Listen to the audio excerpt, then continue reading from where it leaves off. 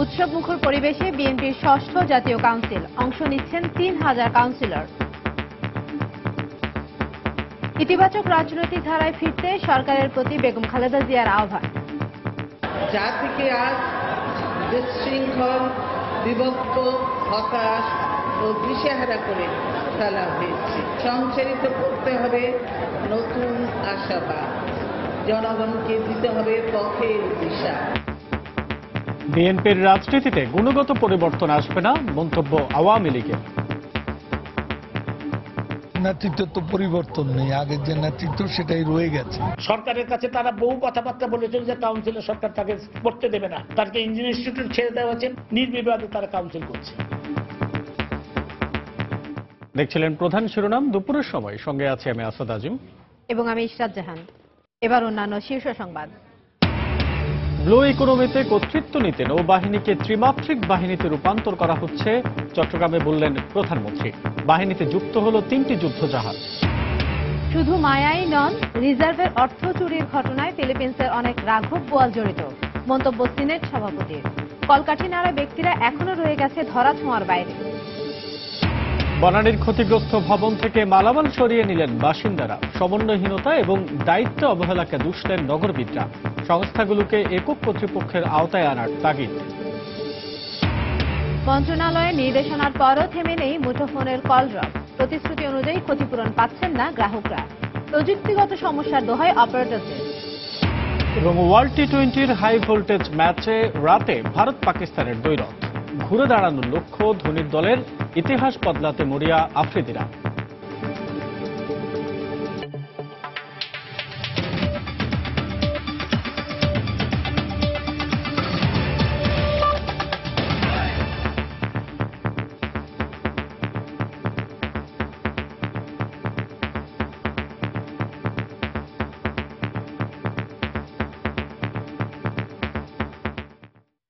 কলুষিত রাজনীতির মাধ্যমে আওয়ামী লীগ সরকার জাতিকে আজ দ্বিধা বিভক্ত করেছে বলে অভিযোগ করেছেন বিএনপি চেয়ারপারসন বেগম খালেদা জিয়া।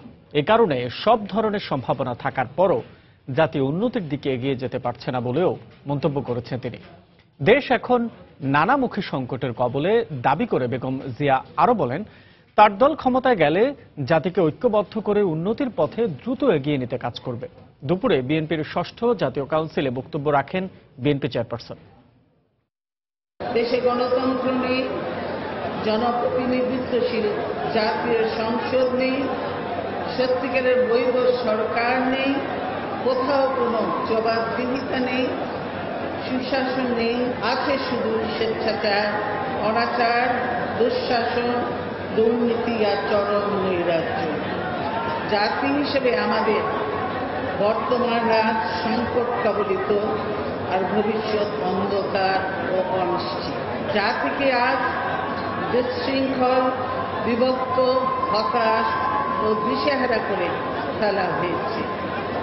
এই জাতিকে আবারও ঐক্যবদ্ধ করতে হবে, সকল স্তরের শৃঙ্খলা ফেরাতে হবে, সংচারিত করতে হবে নতুন আশাবাদ।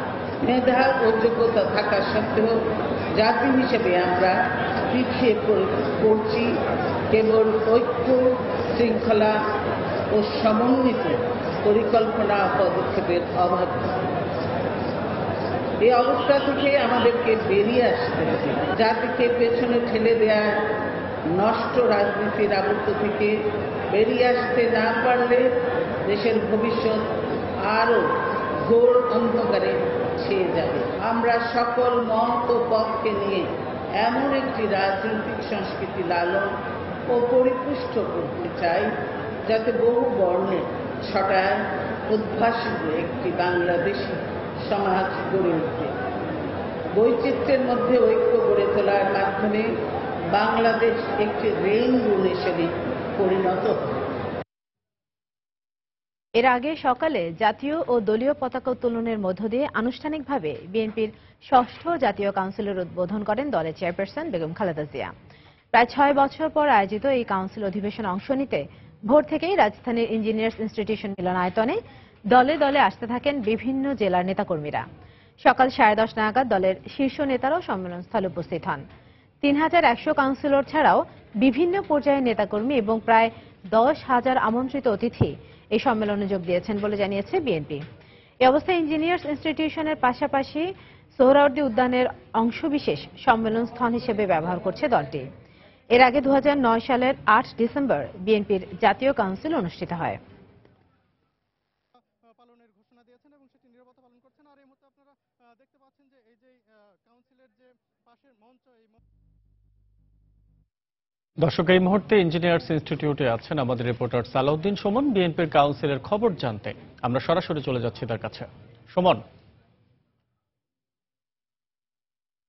শেষ করেছেন বিএনপি চেয়ারপারসন বেগম খালেদা জিয়া এবং এই যে কাউন্সিলের ষষ্ঠ কাউন্সিলে যে বক্তব্য রাখলেন এবং এই বক্তব্য শেষ করলেন। এই বক্তব্য শেষ করার মাধ্যমেই তিনি যে প্রথম অধিবেশন সেটি সমাপ্তি ঘোষণা করেছেন। এরপর বিকেল 3টা থেকে শুরু হবে দ্বিতীয় অধিবেশন। আর তিনি যে বক্তব্য রেখেছেন, দীর্ঘক্ষণের এই বক্তব্যে তিনি বিভিন্ন দিক নিয়ে আলাপ আলোচনা করেছেন। তার মধ্যে তিনি ভিশন 2020 ঘোষণা করেছেন, যার আলোকে তিনি তুলে ধরেছেন যে দেশের উন্নয়ন কর্মকাণ্ড তিনি কিভাবে করবেন। স্বাস্থ্য, শিক্ষা, রাজনীতি সহ বিভিন্ন সেক্টর নিয়ে তিনি কথা বলেছেন এবং তিনি বলেছেন যে এই 2020 ভিশন 2020-কে কেন্দ্র করেই কিন্তু তাদের সামনে যে নির্বাচন, সেই নির্বাচন সহ সামনের আন্দোলনকে তারা এগিয়ে নেবেন। পাশাপাশি তারা সরকারের কাছে আবারও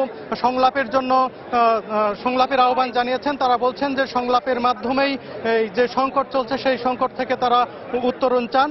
পাশাপাশি তিনি বলেছেন যে তারা যদি কখনো ক্ষমতায় আসেন, সেই ক্ষমতায় আসার পরে কিভাবে দেশ পরিচালনা করবেন তারও কিন্তু একটি রূপরেখা এখান থেকে দেয়া হয়েছে।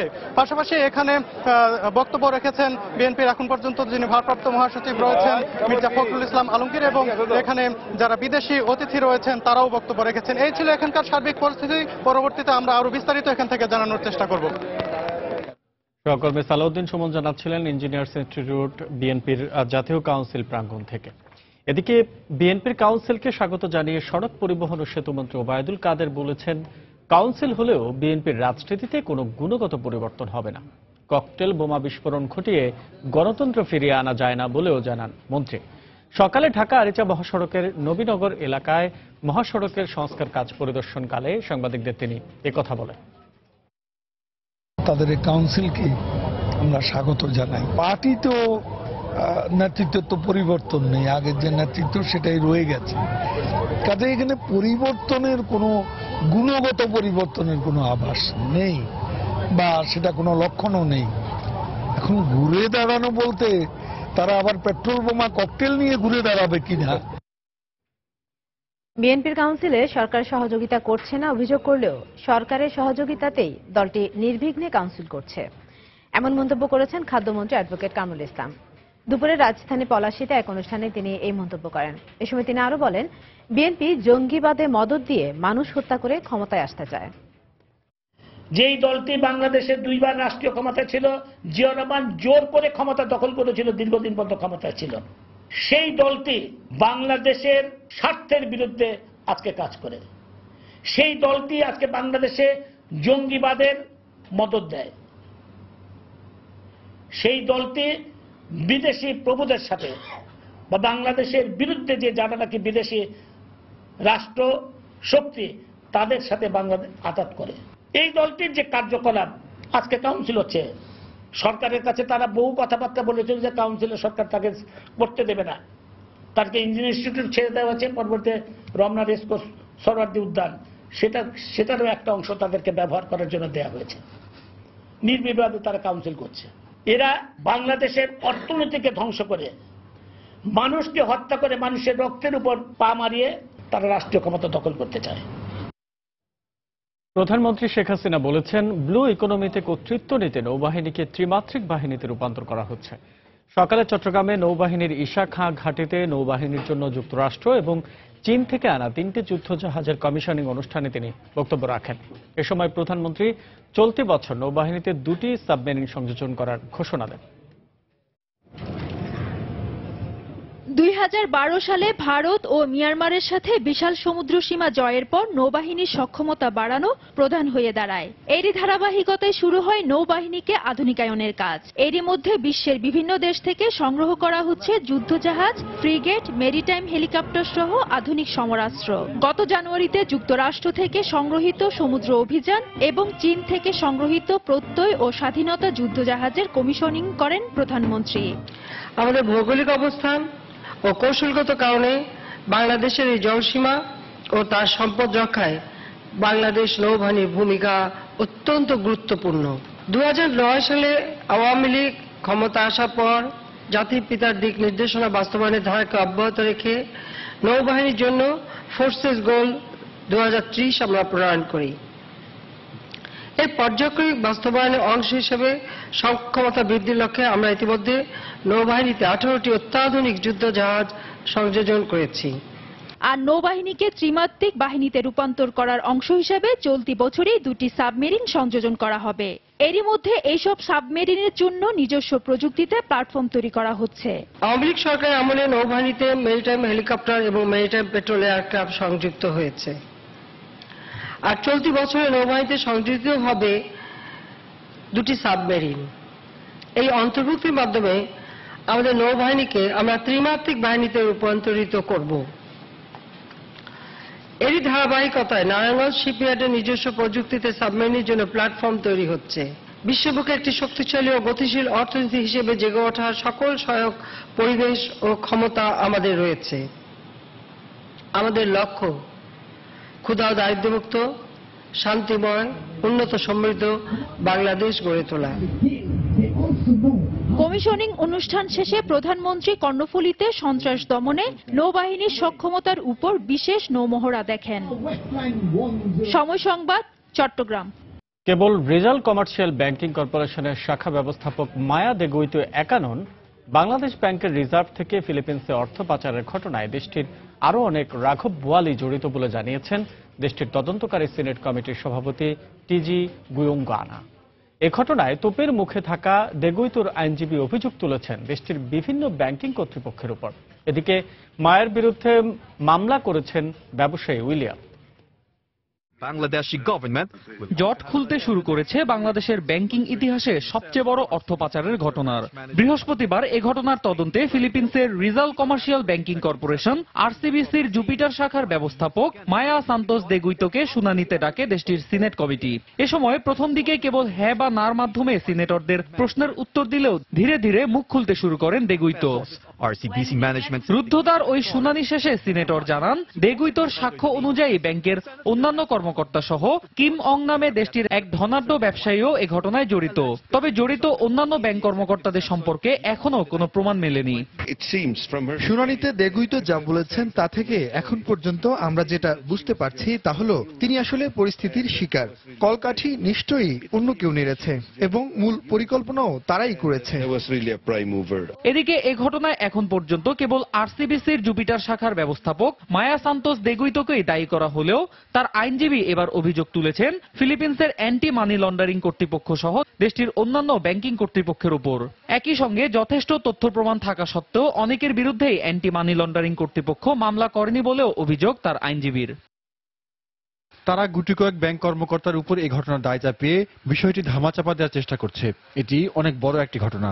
আমার মক্কেলের একার পক্ষে এই কাজ করা সম্ভব নয়। তার সাথে কথা বলে আমি যতটুকু জানতে পেরেছি তা হলো অবশ্যই আরো অনেক ব্যক্তি এই ঘটনার সঙ্গে জড়িত। আগামী 12 এবং 19 এপ্রিল দেগুইতো সহ এই ঘটনায় জড়িত সন্দেহভাজন 5 জনকে প্রয়োজনীয় নথিপত্র সহ বিচার বিভাগে হাজির হতে বলা হয়েছে।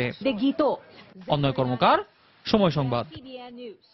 এদিকে আর্থিক লেনদেনের সংকেত পরিচালনাকারী আন্তর্জাতিক প্রতিষ্ঠান সুইফট কোডের 2 কর্মকর্তা ঢাকায় পৌঁছেছে বাংলাদেশ ব্যাংকের কর্মকর্তাদের সঙ্গে বৈঠক করেছেন বলে নিশ্চিত করেছেন কেন্দ্রীয় ব্যাংকের মুখপাত্র শুভঙ্কর সাহা।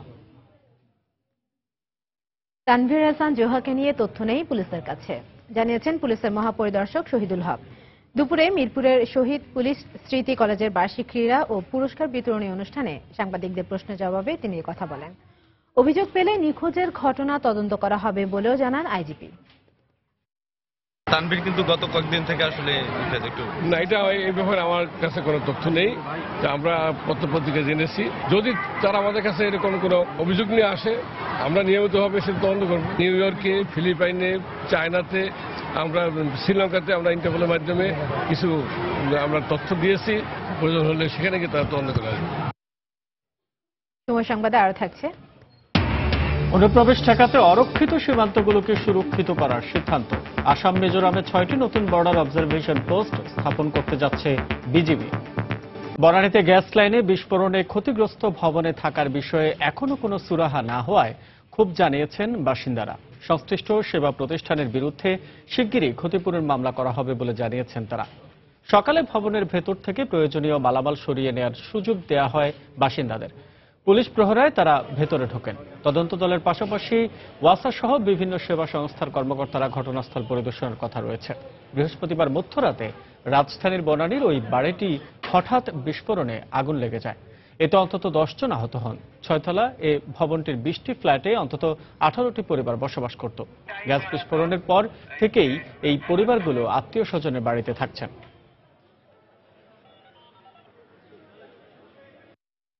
আমরা কেস করতে যাচ্ছি, তিতাস নিবে, মিউনিসিপ্যালিটি কর্তৃপক্ষ নিবে, যারা এই কাজ ঘোরাঘুরি করছে, কেন তারা তিতাসের সাথে মিলে প্রোটেকশন দিল না? যেখানে গত 2টা রাত আগের দিন সারা দিন তাদেরকে ফোন করা হয়েছে, বলে হাজার হাজার ফোন আসে, আমরা একটা ফোনের কি গুরুত্ব দেব? আমরা একটা কাপড়ে বের এসেছি, গেঞ্জি পরে, কোনো টাকা নাই, আমরা ইনজিওর্ড, কেউ একজন আমাদের হাসপাতালে নিয়ে যায় নাই, কোনো অ্যাম্বুলেন্সের সাহায্য পাই নাই, আমাদের কোনো সেলফোন নাই যে একজনকে ফোন করব, কারণ সব ফোনগুলো আমরা ওখানে রেখে আসছি। বৃহস্পতিবার রাত্রেই তো ঘটনা করছেন, ওই দিনই আপনার সকাল 10টা থেকে 11টা 12টা এইভাবে 4-5 বার টেলিফোন করা হয়েছে। তখন ওনারা বললেন লাস্টে আমাদের যে আমরা লোক দিতে পারি, আপনারা যদি লেবার দিয়ে মাটি কাটায় দেন তাহলে আমরা কাজ করে দিতে পারি। এই মুহূর্তে ক্ষতিগ্রস্ত ভবনের সামনে আছেন রিপোর্টার তাফসির বাবু। সেখানকার সবশেষ অবস্থা জানতে আমরা সরাসরি চলে যাচ্ছি তার কাছে। তাফসির,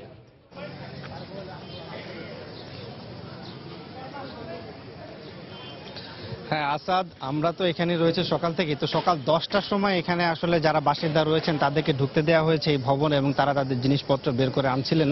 এবং এখন প্রায় 4 ঘন্টা পরে আমরা দেখতে পাচ্ছি যে এখনো 2-1টি ফ্ল্যাটের মালিক কিংবা বাসিন্দা তারা ভিতরে রয়েছেন, জিনিসপত্র বের করছেন। এর বাইরে 20টি ফ্ল্যাটের মধ্যে বাকি সবগুলো ফ্ল্যাটের বাসিন্দারাই মোটামুটি তাদের যেসব জিনিসপত্র এখনো পর্যন্ত বাইরে আনার মতো রয়েছে এবং সহজে বহনযোগ্য, কাপড় চোপড়, কাগজপত্র কিংবা ফ্যান কিংবা অনেকে দেখেছি টিভিও বের করে এনেছেন। তো এই ধরনের জিনিসগুলো তারা বের করে এনেছেন এবং এখন তারা এগুলো কোথায় নিয়ে যাবে সেটি নিয়ে আসলে অনেকে এখনো পর্যন্ত দ্বিধাদ্বন্দ্বের মধ্যে রয়েছেন। কারণ তাদের নিজেদের বাসায় তারা নিজেরাই তো থাকতে পারছেন না, ঝুঁকিপূর্ণ হওয়ার কারণে তারা নিজেরাই অন্যের বাসায় থাকছেন।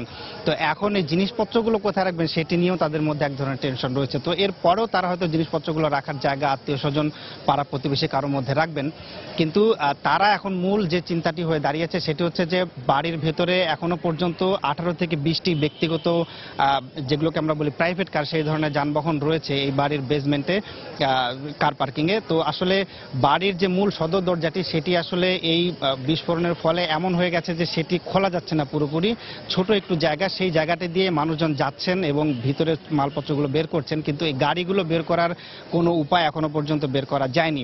আর ভিতরে যে ভবনগুলো রয়েছে, ভবনে যারা গিয়েছিলেন, ফ্ল্যাটগুলোতে যারা গিয়েছিলেন, তারা বের হয়ে আমাদেরকে জানিয়েছেন যে তাদের অধিকাংশ জিনিসপত্রই একেবারে নষ্ট হয়ে গেছে এবং বাড়ির যে ফ্ল্যাটের যে গেটগুলো থাকে সেগুলো বিস্ফোরণে উড়ে গেছে, জানালাগুলো উড়ে গেছে। তো যার ফলে ভিতরে মূল্যবান হতে পারে এরকম কিছু রাখাটা তারা নিরাপদ বোধ করছেন না এবং যতটুকু সম্ভব তারা বের করে আনছেন। এবং ফ্ল্যাট মালিকদের আরেকটি যে বক্তব্য সেটি হচ্ছে যে তারা দীর্ঘদিন বছরের পর বছর চেষ্টা করে এই জায়গায় একটি ফ্ল্যাটের মালিক হয়েছিলেন এবং ফ্ল্যাটে পরিবার নিয়ে বসবাস করছিলেন। এখন তারা যে এখান থেকে চলে যেতে হচ্ছে আপাতত সেটি শুধু নয়, ফ্ল্যাটের ব্যাপক ক্ষয়ক্ষতি হওয়ার কারণে নতুন করে এরকম একটি ফ্ল্যাট তৈরি করাও তাদের জন্য কষ্টকর হয়ে গেছে। তো এই প্রেক্ষিতে তারা এখন তিতাসকে দায়ী করছেন এবং তারা বলছেন যে আজকে বিকেল বেলায় এখানে ফ্ল্যাট মালিকরা একসাথে বসবেন, বসে তারা এখানে একটি সিদ্ধান্ত নেবেন যে কি করা যায় এবং এরপরেই তারা আসলে মেয়রের সাথে কথা বলে কিংবা বুয়েটের বিশেষজ্ঞ দলের সাথে কথা বলে মামলা করার সিদ্ধান্ত নেবেন এবং মামলায় তারা যেটি আমাদেরকে বলছেন যে তারা একটা ক্ষতিপূরণ চাইবেন তাদের এই ভবনের জন্য, তারা তিতাসকে দায়ী করছেন। এবং আরেকটি বিষয় বলে রাখি যে এই ভবনে তো এখন বিদ্যুৎ সংযোগ নেই এবং গ্যাস সংযোগও নেই, আশেপাশের ভবনগুলোতেও কিন্তু গ্যাস সংযোগ নেই, তারাও কিন্তু সমানভাবে বিপদের মধ্যে রয়েছেন। তো এই ছিল বনানীর এই ভবনের সামনে থেকে সর্বশেষ অবস্থা। আসাদ। বনানী থেকে তাফসির বাবু জানাচ্ছিলেন ক্ষতিগ্রস্ত ভবনের সবশেষ খবরাখবর। সেবা সংস্থাগুলোর সমন্বয়হীনতা এবং দায়িত্বে অবহেলায় এই দুই কারণে রাজধানীতে একের পর এক ঘটেই চলেছে ভয়াবহ দুর্ঘটনা। সবচেয়ে নিরাপদ যে ঘর, সেখানেও নিরাপদে নেই নগরবাসী। সম্প্রতি বনানীতে গ্যাস বিস্ফোরণের ঘটনায় উল্টো সেবা সংস্থাগুলোই দুষলেন একে অন্যকে। নগর পরিকল্পনাবিদরা বলছেন, জীবনের নিরাপত্তা নিশ্চিতে এবং সেবাদান সুষ্ঠু করতে সংস্থাগুলোকে একক কর্তৃপক্ষের আওতায় আনা উচিত। বিস্তারিত আতিকুর রহমান তবালের রিপোর্টে। শিশু জিহাদ কি আমাদের ক্ষমা করেছে? এই প্রশ্নের উত্তর আর জানা যাবে না কোনোদিনই। রাজধানীর শাহজাহানপুরে খোলা পানির পাইপে পড়ে জিহাদের মর্মান্তিক মৃত্যুর পর এমন ঘটনা থেমে থাকেনি। গত বছর শ্যামপুরে ঢাকনাবিহীন সুয়ারেজের লাইন কেড়ে নিয়েছে শিশু নীরবের প্রাণ। গত মাসের শেষ দিকে উত্তরায় গ্যাসের আগুনে তছনছ হয়ে গেছে গোটা পরিবার। আর সম্প্রতি বনানীতে গ্যাস লাইন বিস্ফোরণে ধ্বংসস্তূপে পরিণত হয় 20টি পরিবারের বাসস্থান। সমাধানের তো কোনো উদ্যোগে নেই, বরং চলছে দায় এড়ানোর প্রতিযোগিতা। তিতাসের অভিযোগ ওয়াসার দিকে, আর সিটি কর্পোরেশনের সন্দেহ তিতাসকে ঘিরে। ওই যে সিরাজ লাইনের কাজ করছে, সিরা ফেলাইছে লাইন, মেন লাইন থেকে আমাদের সিরা ফেলাইছে। আমরা খুব চড়াও হয়ে বলা না, যে চড়াও হয়ে যাওয়া, আমরা তিতাসের উপরে চড়াও হয়ে যাব আগামী কয়েকদিনে। এসব ঘটনায় নগর পরিকল্পনাবিদরা বলছেন, সংস্থাগুলো নিজেদের দায়িত্ব এড়াতে পারে না। কেউ কারো দায়িত্ব স্বীকার না করা, এটা আরেকটা দুর্ভাগ্যজনক ঘটনা, এটা আরেকটা অস্বাভাবিক ঘটনা। এবং এই দায়িত্ব সবাই স্বীকার করে যাতে ভবিষ্যতে এরকম ঘটনা না ঘটে, তার জন্য প্রস্তুতি নিলে উত্তরার পরে এরকম ধরনের ঘটনা হয়তো ঘটতো না। তাদের মতে এখনই প্রয়োজন সমন্বিত কর্তৃপক্ষ, যারা নগরীর প্রায় অর্ধশত সেবা সংস্থাগুলোর সমন্বয় করে নাগরিক সেবা নিশ্চিত করবেন। দুটোই লাগবে, সংস্থার ভিতরে সেবাদানকারী সংস্থার মধ্যে ব্যবস্থাপনা উন্নয়ন, আর যাবতীয় সংস্থাগুলোর মধ্যে সমন্বয়। ওয়াসা ইলেকট্রিসিটি ইউটিলিটি বলেন, পানির ইউটিলিটি বলেন, গ্যাসের ইউটিলিটি বলেন, টেলিফোনের ইউটিলিটি বলেন, সমস্ত সার্ভিসগুলো আন্ডার দ্য আমব্রেলা সিটি কর্পোরেশনের আমব্রেলায় আসা উচিত এবং সিটি কর্পোরেশনের কাছে ন্যস্ত করা উচিত। খোলা ম্যানহোলে মৃত্যু, সুয়ারেজের লাইনে মৃত্যু, কিংবা বাসার ভেতরেও থেমে নেই জীবনের অপচয়। তাই সভাপতি প্রশ্ন জাগে, এত সব অপচয়ের দায়ভার কার? আতিকুর রহমান তমাল, সময় সংবাদ, ঢাকা। প্রতিদিনই কল ড্রপের বিড়ম্বনায় পড়ছেন মুঠোফোন ব্যবহারকারীরা। অতিরিক্ত কল ড্রপের জন্য নিয়ম রয়েছে গ্রাহকদের ক্ষতিপূরণ দেওয়ার। এ বিষয়ে মন্ত্রণালয়ের নির্দেশনার 2 মাস পেরিয়ে গেলেও কল ড্রপে ক্ষতিপূরণ পাচ্ছেন না বলে অভিযোগ গ্রাহকদের। অপারেটররা দাবি করছেন, কল ড্রপের মাত্রা রয়েছে সহনীয় পর্যায়ে। তারিকুল হাসান আশিকের রিপোর্টে বিস্তারিত। প্রয়োজনীয় কোনো বিষয়ে কথা বলার সময় হঠাৎ ফোন লাইন কেটে যাওয়ার এই বিড়ম্বনার যেন শেষ নেই। হ্যালো, কথা না হলেও ঠিকই কেটে নেওয়া হচ্ছে নির্দিষ্ট সময়ের টাকা। এমন ক্ষেত্রে ক্ষতিপূরণ হিসাবে কল সময়ের মূল্য ফেরত পাওয়ার নির্দেশনা বা আশ্বাস থাকলেও তা পাচ্ছেন না বলে অভিযোগ গ্রাহকদের। 5 মিনিটের মধ্যে 3 বার কল ড্রপ করে, কথার মাঝখান দিয়ে ফোন কেটে যাওয়া আসলে খুবই বিরক্তিকর। আগে ফোনটা কেটে গেল, তো তখন একটা এম্বারাসিং সিচুয়েশন হয়, ভুল বুঝাবুঝি সৃষ্টি হয়, আর এই জিনিসটা এখন বারবার ঘটছে। সিম কোম্পানি বলে যে আমরা টাকাটা ফেরত দিব বা মিনিট ব্যাক হবে, বাট আসলে এটা শুধু ওখানেই কথা পর্যন্তই। আন্তর্জাতিক টেলিযোগাযোগ ইউনিয়নের বেঁধে দেয়া কল ড্রপের মাত্রার চেয়ে নিজ অপারেটরের কল ড্রপ সহনীয় পর্যায়ে রয়েছে বলে দাবি করেন এই অপারেটর কর্মকর্তা। এ সময় কল ড্রপের কারণ হিসেবে তুলে ধরলেন নানা প্রযুক্তিগত সমস্যার কথা। আমাদের ক্ষেত্রে কল ড্রপ কিন্তু 1%, অ্যারাউন্ড 1%, কখনো কখনো কম। যেসব কারণে কল ড্রপ হয় আমাদের এখানে বা যে কোনো ওয়্যারলেস নেটওয়ার্কে, যেমন ধরেন যে নিউ স্ট্রাকচার চলে আসে, অনেক সময় আপনার ইন্টারফারেন্স হয় ক্যান্টনমেন্ট থেকে শুরু করে ডিওএইচএস, ইউনিভার্সিটি এরিয়া, সরকারি বিভিন্ন প্রতিষ্ঠানে আমাদের কিন্তু টাওয়ার বসাতে পারি না। নিজস্ব মনিটরিং এর মাধ্যমে কল ড্রপের মাত্রা নির্ণয় করে মাত্রাধিক কল ড্রপের জন্য গ্রাহকদের ক্ষতিপূরণের বিষয়ে দ্রুত ব্যবস্থা নেওয়ার জন্য বিটিআরসি কে নির্দেশ দেওয়া হয়েছে বলে জানান ডাক ও টেলিযোগাযোগ প্রতিমন্ত্রী। আমি এটিকে গুরুত্ব আরোপ করেছি এবং বিটিআরসি কেও আমি নির্দেশনা দিয়েছি যে আপনারা এটা নিজস্ব মনিটরিং সিস্টেমের মধ্যে আনতে হবে, যেখানে কল ড্রপটা কত পরিমাণ হচ্ছে আইটিইউ নির্ধারিত মানের অধিক সংখ্যক হয়, তাহলে সেক্ষেত্রে অবশ্যই তাদের কল ফেরত দিতে হবে টেক্সট মেসেজের মাধ্যমে। বিশ্বের প্রায় সব দেশেই রয়েছে কল ড্রপ সমস্যা, তবে তার মাত্রা সহনীয়। মাত্রাধিক হলেই দেয়া হয় ক্ষতিপূরণ। এদেশেও কল ড্রপের মাত্রা সহনীয় পর্যায়ে কমিয়ে আনার পাশাপাশি প্রাপ্য ক্ষতিপূরণের প্রত্যাশা মুঠোফোন গ্রাহকদের। তারিকুল হাসান আশিক, সময় সংবাদ, ঢাকা।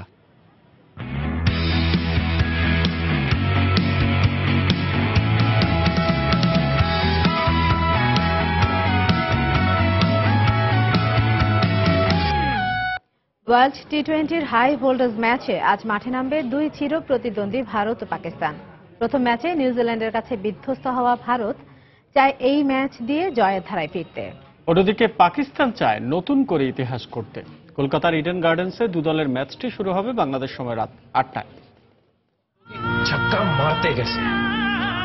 বিশ্বকাপে পাকিস্তান ভারত দ্বৈরথের আগে মহকা বিজ্ঞাপন গেল কবছরে এ যেন নিয়মিত চিত্রে পরিণত হয়েছে। যে বিজ্ঞাপন ভারতের সমর্থকদের তৃপ্তি দিলেও বিশ্বকাপে পাকিস্তানের কখনই ভারতকে না হারানোর ক্ষতে যেন নুনের ছিটার মতো।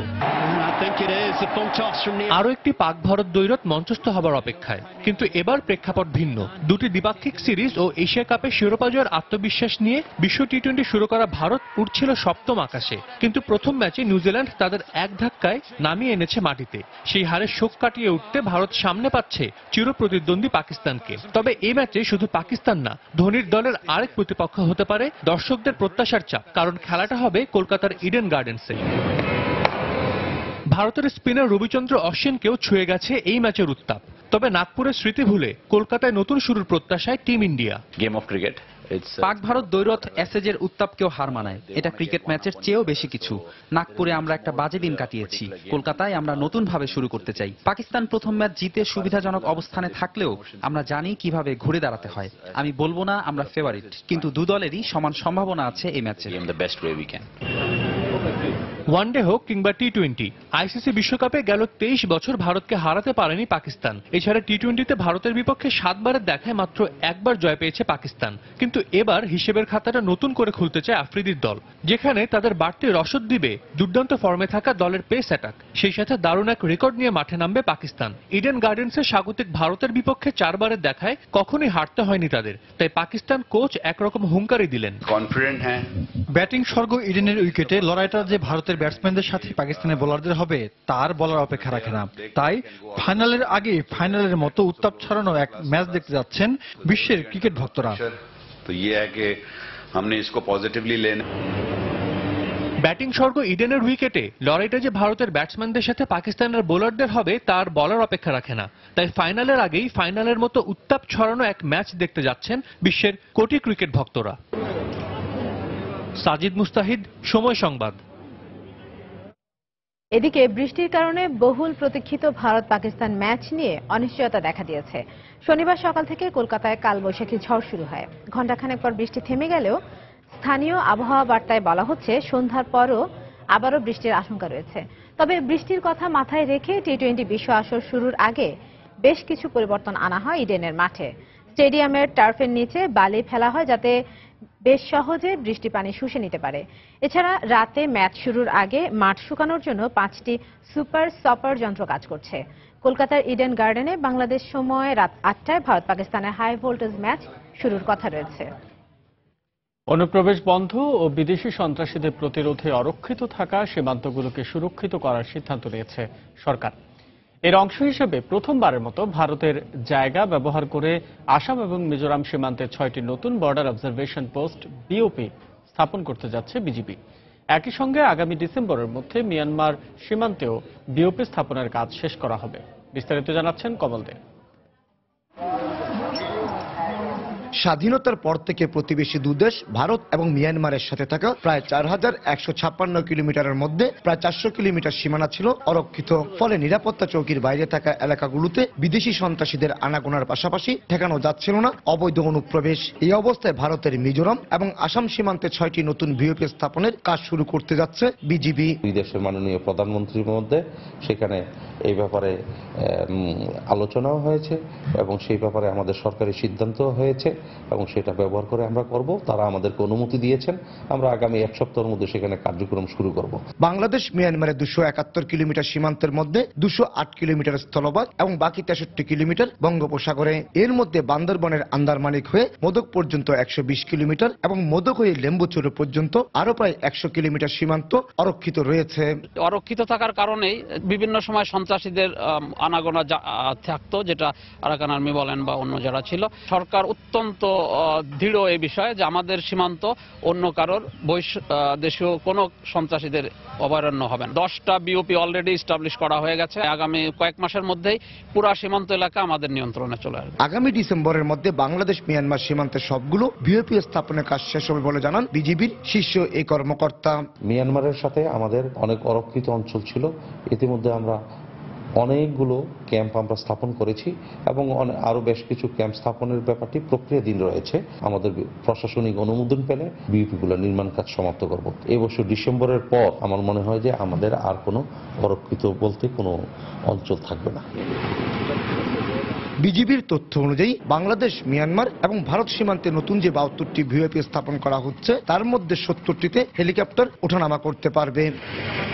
কমল দে, সময় সংবাদ, বান্দরবান। দুপুরে 12 থাকছে।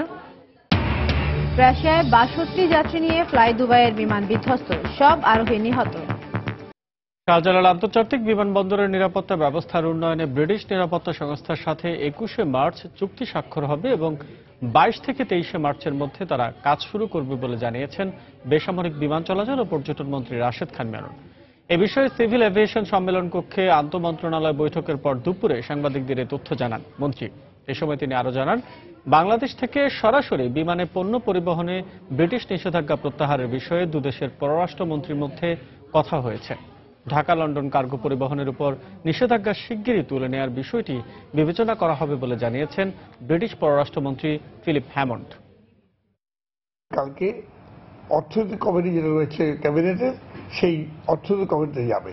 অর্থনৈতিক কমিটির অ্যাপ্রুভ যখন হবে তখন এটা পারচেজ কমিটিতে যাবে। পারচেজ কমিটি করার পরে পরশু দিনের মধ্যে কন্ট্রাক্ট সই হয়ে গেলে আমরা আশা করছি তাদের কাজকর্ম তারা 22 তারিখ থেকে 23 তারিখ থেকে তারা শুরু করবে। ব্রিটিশ পররাষ্ট্রমন্ত্রী আমাদের পররাষ্ট্রমন্ত্রীর সাথে কথা হয়েছে এবং সেখানে এই কাজগুলো সম্পন্ন হওয়ার সাথে তারা বলেছেন যে তাহলে তখন এটা পলিটিক্যাল লেভেলে ডিসকাশনটা হবে।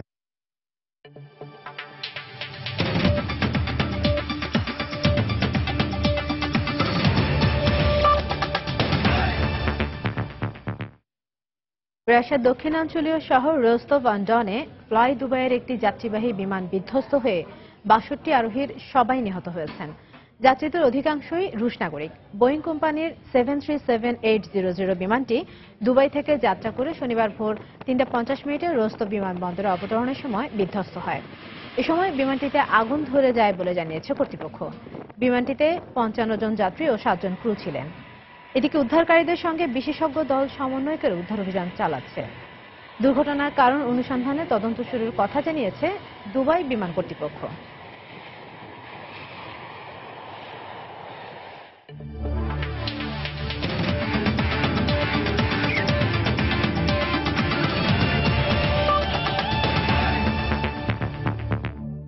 বাংলাদেশের স্পিনার আরাফাত সানিকে অবৈধ বোলিং অ্যাকশনের দায়ে নিষিদ্ধ করেছে বিশ্ব ক্রিকেটের সর্বোচ্চ সংস্থা আইসিসি।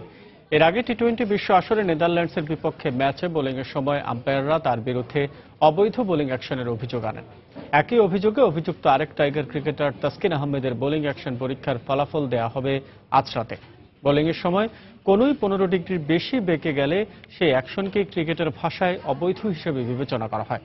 এক্ষেত্রে টাইগার স্পিনার আরাফাত সানি বোলিংয়ের সময়ও তার হাতের কোনোই 15 ডিগ্রির বেশি বেঁকে যায় বলে সন্দেহ প্রকাশ করেন আম্পায়াররা। পরবর্তীতে 12 মার্চ চেন্নাইয়ের রামাচন্দ্র শারীরিক শিক্ষা কেন্দ্রে পরীক্ষাগারে বোলিং অ্যাকশনের পরীক্ষা দেন তিনি। শেষ পর্যন্ত তার বোলিং অ্যাকশন ত্রুটি ধরা পড়ায় আইসিসি থেকে নিষিদ্ধ করা হলো তাকে। বোলিং অ্যাকশন সূত্রে আবারও পরীক্ষা দেওয়ার পর সেই অ্যাকশন বৈধ হলেই আন্তর্জাতিক ক্রিকেটে বোলিং করতে পারবেন সানি। তার আগ পর্যন্ত নিষিদ্ধই থাকবেন এই টাইগার স্পিনার। দুপুরের সময় এ পর্যায়ে শীর্ষ সংবাদ জানিয়ে দিচ্ছে আরেকবার।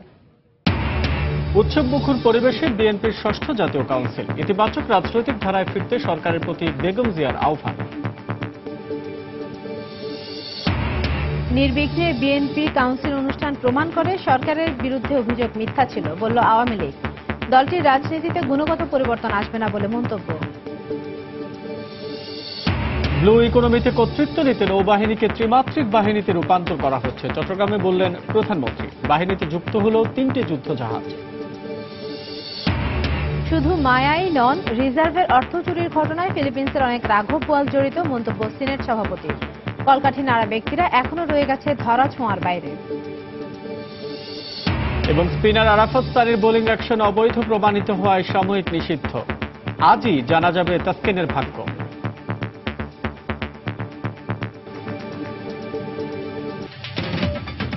এ ছিল দুপুরের সময়। যে কোনো খবর পেতে ভিজিট করুন সময়নিউজ.tv। সঙ্গে থাকুন সময়।